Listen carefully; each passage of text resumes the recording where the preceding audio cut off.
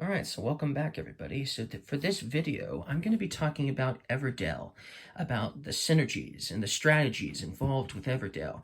This video is mainly for people who are still new to Everdell.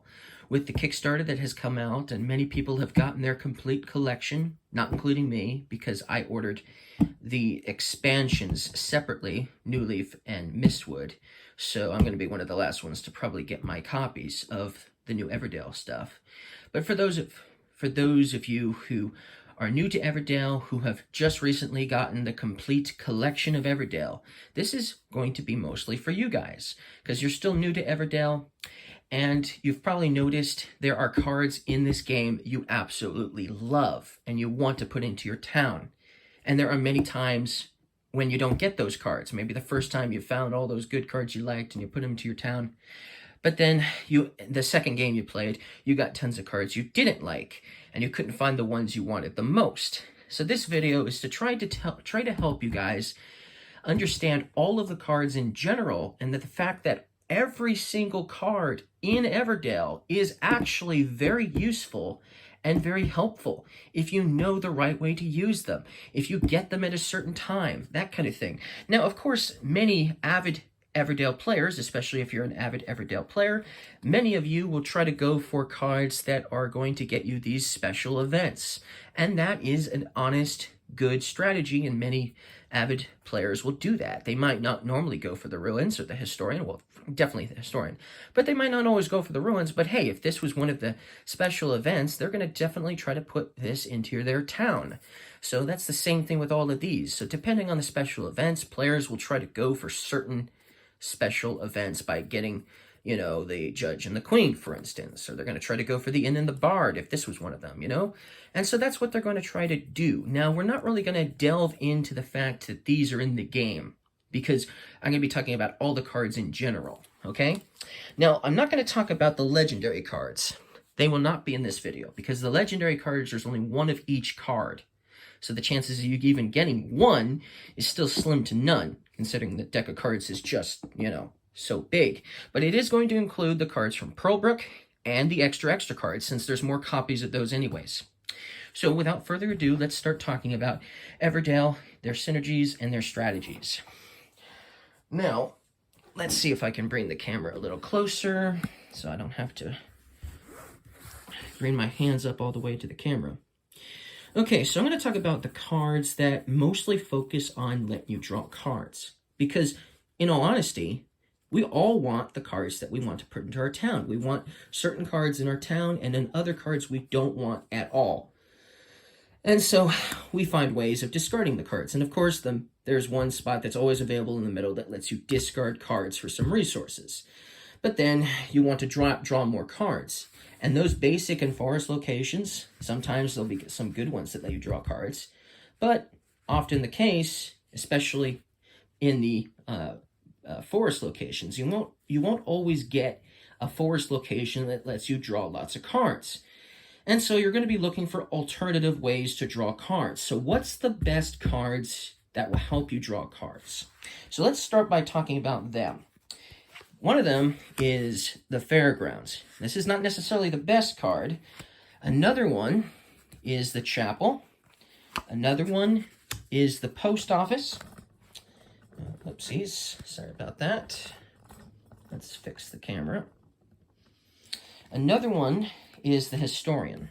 These are 4 main cards that will help you draw lots of cards. And I suppose even the Wanderer is another good one at drawing cards. And if you're playing with the extra cards, the Carnival is another good one at drawing cards. And if you're playing with Pearlbrook, the Bridge is also really good at drawing cards. There are other cards that we'll talk about now that let you draw cards, but they're not nearly as good as these, and we'll talk about these in a moment. So the Cemetery here, or should I say the Undertaker here, it will allow you to discard 3 cards from the middle, and then you replenish, and then you get to draw 1 card from the middle. It's a good way of maybe getting a card you want. Maybe there is a good card in the middle that you absolutely want. So this could be helpful in obtaining that. But maybe when you replenish the cards that you discarded from the meadow, maybe something even better comes along that you want even more. So this is a good way of pinpointing the one card you want. Of course, that's not always going to happen. It's still contingent on luck of which cards get put into the meadow. But still, it helps you possibly do that. Get one good card. It does cost 2 berries to play, but you may not always want to play the cemetery either. So, you still might want to play this if you get it, if you're trying to get a particular card from the meadow, but you can't play it right now because it's going to require lots of resources. So that's one of the cards that let you draw cards. The ruins here basically lets you draw 2 cards and you get resources equal to the construction's cost when you just discard a construction from your city. You're not always going to want to discard a construction from your city, but there are many green production cards that are construction cards that you might get, like the twig barge here. You might get this for lots of resources, but by the time autumn comes around, you might not want to hold on to it anymore. So it might be worth getting rid of, since it's only worth 1 victory point anyway. You're only losing 1 victory point for a lot of these construction cards that give you resources, like the farm and the resin refinery and the twig barge, for instance. They give you the resources you need, or the general store for that matter, but they only give you 1 point, or the barge toad, for instance, but that's a critter, right? So there's a few construction cards that might be worth simply getting rid of so you can get your resources back from it, plus you get to draw 2 cards in the process. And of course, there's even another good card in one of the other sets of cards that I have here. The clock tower, once it's served its purpose, it might only be worth 1 point or 0 points even. And so it might be worth discarding this later on with the ruins, to get the resources back from the cost of getting all those resources that you spent on the clock tower, for instance, and getting to draw 2 cards. So that is another good card that the ruins would work well with. But honestly, any card that you put into your town that was only worth 1 point, that you only wanted in your town for those additional resources, because after all, this is an engine building game, and so you want to build your engine properly, the ruins could help you do that, get the resources back, get a couple cards in the process. But it's not, like I said, the best cards you're going to utilize to draw cards, okay? And this is still something you might even do even before autumn, possibly, depending on what construction you played. And so that's one of the weaker drawing card strategies. Now, the messenger here only lets you draw 1 card, but you also get a point token too, so that's nice, of course. Point tokens are nice. But it only lets you draw 1 card, but it doesn't take up any space in your town. It shares a space with a construction. So as long as you have a construction that it can share space with, then you can put this into your town. So that's really cool. And it also has another ability which we won't get into right now, but that's the point. You could potentially just draw 1 card with this, but you could play several of these. You could play 2 or 3 if you get them, because you can have multiple messengers in your town, and they don't take up space. But like I said, this is a weak card drawing strategy. And then there's the teacher. Now this one does let you draw 2 cards, but you only get to keep 1, and then your opponent, whichever one you choose, is going to get the other one. So it's a weaker strategy for sure. You get to draw 2, you get to keep 1 of your choice, but you're technically only getting 1 card. And even if since it is a green production card, even though you play this early in the game, and you could potentially draw a few cards, it's still kind of a weak strategy for drawing cards, and you're definitely going to want one of these other cards here that let you draw cards over this one. In fact, any of these would still work well with the teacher regardless, pretty much. So these are just the weaker card drawing strategies that you might put into your town, even if you have one of these, okay? So now let's talk about the main ones. Okay, so what here is the best card at drawing cards? The Historian is probably the best. Most people would say it's the best at drawing cards, especially if you get this early in the game. If you play this into your town early in the game, even if you don't have the clock tower, you get to draw a card after every critter and construction you play into your town.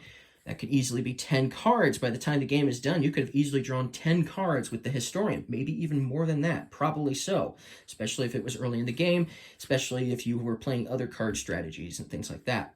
So this is probably the best one, but it is slow. You only get 1 card at a time, and you don't feel like you're getting a ton of cards all at once. Still, you're probably going to have a full hand limit at almost all times of the game. And if you do end up discarding a whole bunch of cards later and you still have them in your town, it's not going to take too long for you to start racking up cards. But like I said, you still might want to have one of these other card strategies that let you draw cards. You might even want to still put the Wanderer into your town, because the Wanderer here lets you draw 3 cards, but only one time. So it's a good card drawing strategy because it is a common critter and does not take up space in your city. You could potentially have a lot of these, maybe 2 or 3. I mean, there's probably only like 3 in the whole deck, but you could potentially get more than one in your city and draw a whole bunch of cards. So these 2 cards working together would be fine, because this is just a one-time draw 3 cards all at once, while this one you're slowly going to get cards. But you probably don't need to go for any of the other cards here if you have the Historian in your town. You probably don't need to. Some of these actually give you more victory points for having them in your town, but this one's probably the best when it comes to drawing cards. So that's the Historian. What's another good card strategy? Well, the Post Office is another really good one. It's not very expensive. It's basically the cost of a farm, except it's only 1 twig and 2 resin, while a farm is 2 twigs and 1 resin. So it's pretty cheap. It's fairly cheap. And what you do is you give 2 cards to an opponent. Yes, you're giving some cards to your opponent, but then afterwards you can discard any number of cards from your hand, and then you can draw up to your hand limit, potentially drawing 8 cards. If you don't like any of the cards in your hand, you could potentially be drawing 8 cards with this. But it is a red destination card. And so because it's a red destination card, you'll notice it has an open sign on it, so it's going to be open and available to all players. So you might play this thinking that on your next turn, you're going to put your worker here. You know, maybe you're the lizards, and so you might be planning on putting your lizard here right after you play it on your next turn. But if you're playing with other people and other players see this, they're probably going to take advantage of it before you get to, and they're going to put their worker there, stopping you from going there, unfortunately, taking advantage of the cards you played. Yes, you get a point token if they do come here, but it's just 1 point token, and now you've essentially lost your ability to draw a whole bunch of cards. Ouch.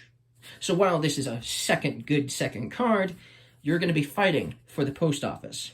Now, if another player gets a Post Office instead of you, even better, right? Because then you can take advantage of their Post Office. So either way, this second good card is a good draw strategy, to say the least.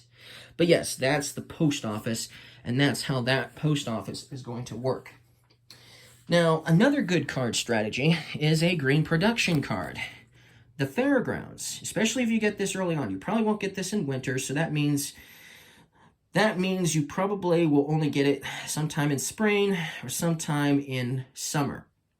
But still, you could activate this twice, getting to draw 4 cards at most with this card. Maybe if you're lucky and play it in winter. If you manage to play it in winter, that's 2 cards in winter, 2 cards for preparing for spring, then 2 more cards for preparing for autumn. That's 6 cards. Still, that's not as much as you're going to get with the Historian, or probably with the Post Office. So it's a good card strategy, but it's expensive, and it gives you 3 points.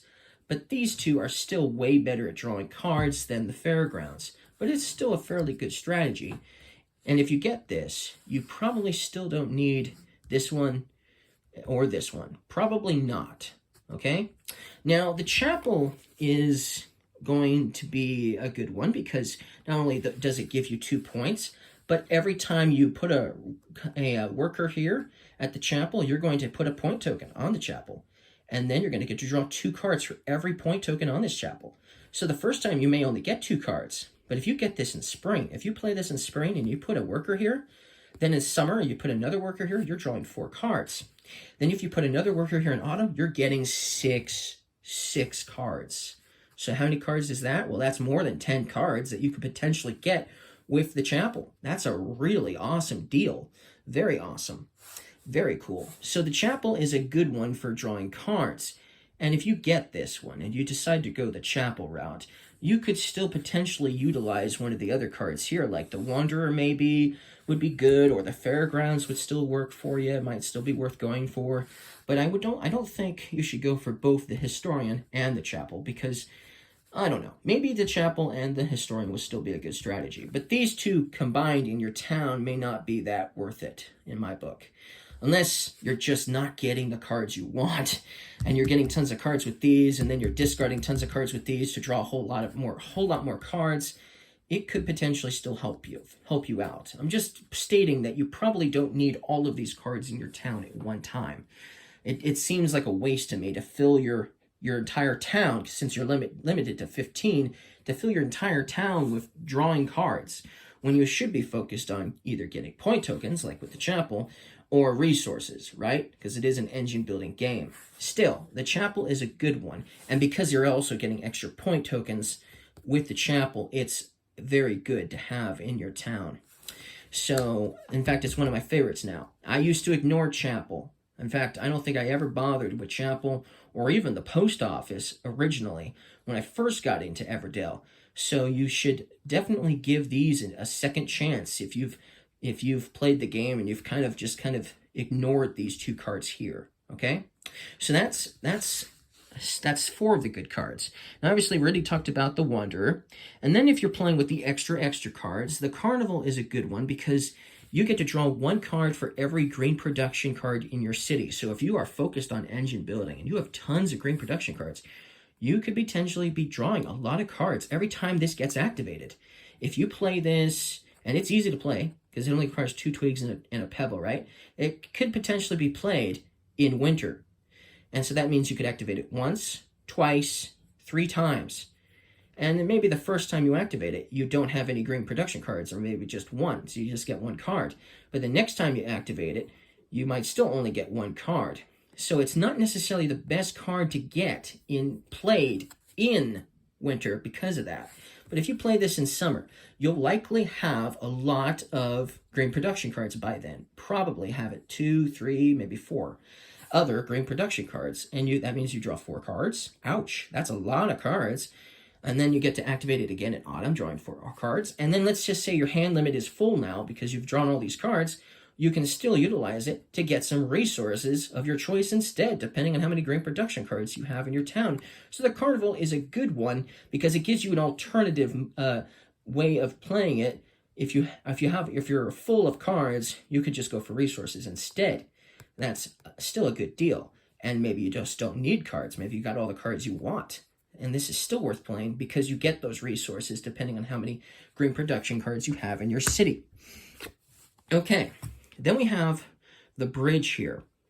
Now the bridge, it will increase your hand size limit for every pearl you have. Remember, this is Pearlbrook. So if you're playing with Pearlbrook expansion, it's going to increase your hand size limit by every pearl you have. So if you have two pearls, your hand limit is 10. That's wonderful. But every time you get a pearl, every single time you get a pearl, you get to draw 2 cards with it. So you might want to play this even in the beginning of the game. Before you have any pearls, it might be a good card to play because the first pearl you get, potentially, is going to let you draw 2 cards. And if you're probably going to get 3 or 4 pearls during the course of the game because you're going to utilize your pearls to play your adornment cards. And then you're going to try to save up 3 more pearls if you can to get one of those wonders. So potentially, you're going to be playing 4 or 5 pearls. You're going to be gaining 4 or 5 potentially pearls. That means 2 cards every time if you play this early. So 2, 4, 6, 8, 10. That's a lot of cards. That's a good card drawing strategy if you're playing with Pearlbrook. So that's how the bridge is going to work. That's extremely useful at drawing cards. That's a very good card. Now we've talked about just the cards drawing strategy. For this video, I focused mostly on that. So in the next video, we'll talk about another good strategy of cards to obviously utilize. So if you guys liked this video, don't forget to leave me a like and take a look at the next one. Bye.